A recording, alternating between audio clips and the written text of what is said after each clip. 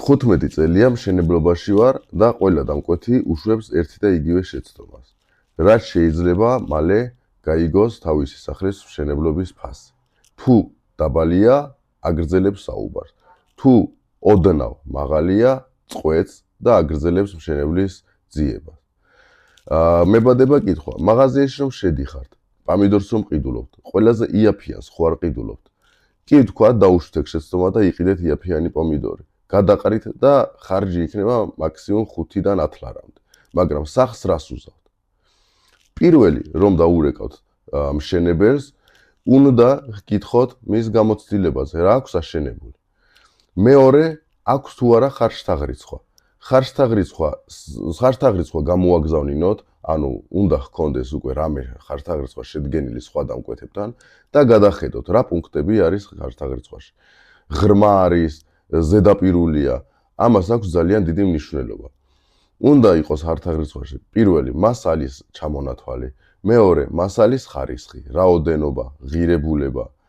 მეორე და რაც მთავარია, უნდა იყოს გრაფიკი, როგორც სამშენებლო, ასევე გადახდის გრაფიკი.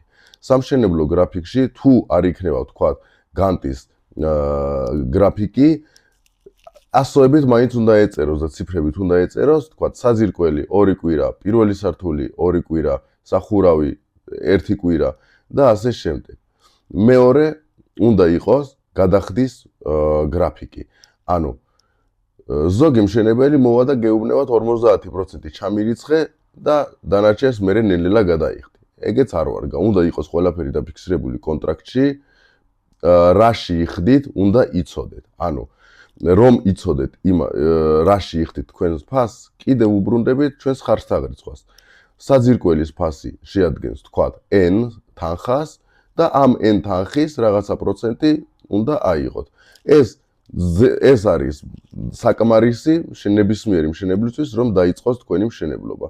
და თავიდან აგარიდებთ იმ თემებს, რაც შეეხება ვადების გაწელვას, ხარისხის ცუდად შესრულებას და ასე შემდეგ.